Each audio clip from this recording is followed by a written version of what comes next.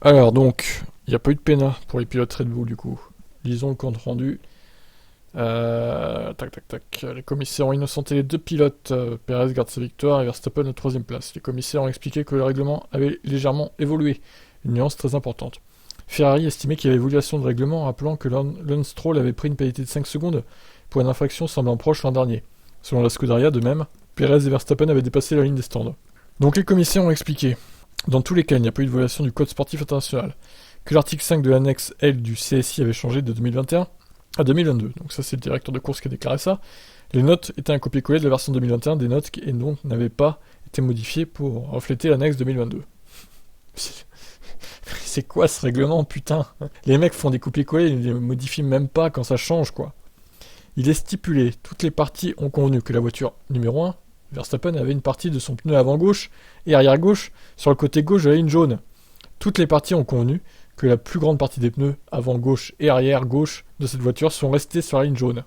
Oh là là, sérieux quoi.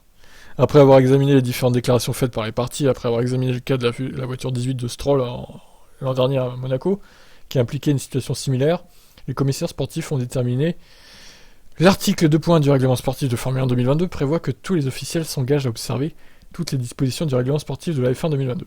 Cela impose aux directeurs de course et aux commissaires l'obligation de se conformer à ces règlements. En conséquence, les notes émises par les directeurs de course ne peuvent pas contredire le code ou le règlement sportif de la Formule 1.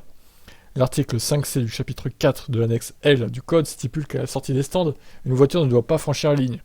Dans le cas présent, la voiture n'a pas franchi la ligne. Pour ce faire, il aurait fallu qu'elle ait une roue pleine à gauche de la ligne jaune. Donc en gros, si tu franchis la ligne de 1 ou 2 cm, bah ça passe quoi, super. En conséquence, le pilote n'a pas enfreint l'article pertinent du code, et ceci prévaut sur toute interprétation des notes. La réclamation est donc rejetée, et les frais de réclamation sont perdus. Ah, parce que quand tu fais une réclamation, tu payes, en plus. D'accord. Je sais même pas combien ça peut coûter.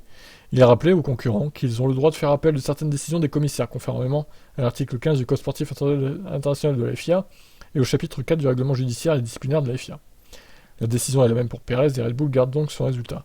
On peut toutefois se demander pourquoi les notes du directeur qui indiquent que le pilote doit rester à la droite de la ligne ne sont pas similaires au règlement, qui indique qu'il ne faut pas la franchir. Mais c'est ça. Mais c'est un vrai... c'est n'importe quoi en vrai. Ce règlement à deux vitesses quoi. Non mais c'est... c'est n'importe quoi. Bon, bah écoutez, donc ils avouent que Perez et Verstappen ont bien franchi la ligne jaune, mais pour eux, la majeure partie du pneu, en gros, était à l'intérieur de cette ligne jaune, tout de même. Donc pas de pénat. Voilà, leur logique. Bon, je vous laisse me donner la vôtre. Ciao ciao.